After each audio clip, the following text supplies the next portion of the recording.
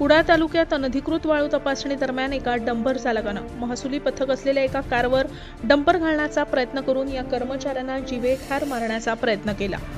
ही घटना नेरूर ते कुडाळ MIDC भागात शनिवारी दुपारी घडली। यातील एका डंपरची नंबर प्लेट बोगस असल्याचं निदर्शनास येत आहे। या घटनेदरम्यान डंपर चालकानं डंपरमधील वाळू रस्त्यातच ओतून डंपरसह पळ काढण्याचा प्रयत्न केलाय। दरम्यान या प्रकरणी 2 डंपरसह डंपर चालकांना पोलिसांनी ताब्यात घेतले। याबाबत कुडाळ पोलीस स्थानकात दोन्ही डंपर चालकांविरुद्ध फौजदारी गुन्हा दाखल करण्यात आला। कुडाळ प्रांताधिकारी आणि कुडाळ तहसीलदार यांनी चेनवण आणि कवठी परिसरात अनधिकृत वाळू उत्खननासाठी उभारलेले 8 रॅम्प शनिवारी उद्ध्वस्त केले।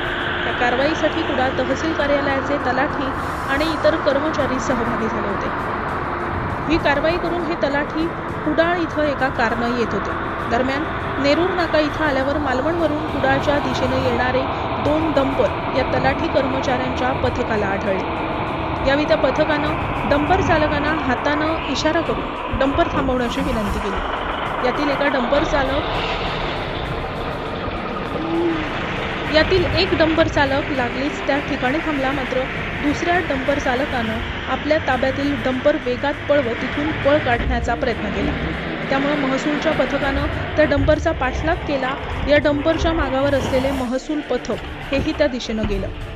काही वेळानं त्या डंपरच्या समोर कार नेत डंपर थांबवण्याचा प्रयत्न करण्यात आला, मात्र डंपर चालकानं आपल्या ताब्यातील डंपर कारच्या दिशेनं नेत कारवर घालण्याचा प्रयत्न केला।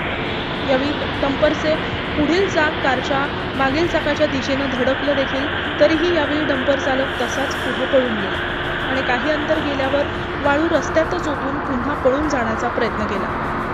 मात्र यावेळी महसूल पथकानं त्या डंपर चालकाला पकडलं। त्यानंतर कुडाळ पोलीस घटनास्थळी दाखल झाले।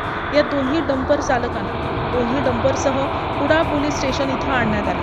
यातील डंपर चालक निखिल नितीन परब, वाहन क्रमांक MH07C6649 यांच्यावर प्राणघातक हल्ल्याचा प्रयत्न आणि शासकीय कामात अडथळा आणणं यासह संबंधित कलमाखाली गुन्हा नोंदवण्यात आला। तसंच दुसरं वाहन क्रमांक GA03V8813 चालक आप्पासाहेब मदने आणि मालक संदीप दिसोलकर यांच्या विरोधात गुन्हा दाखल करण्यात आला।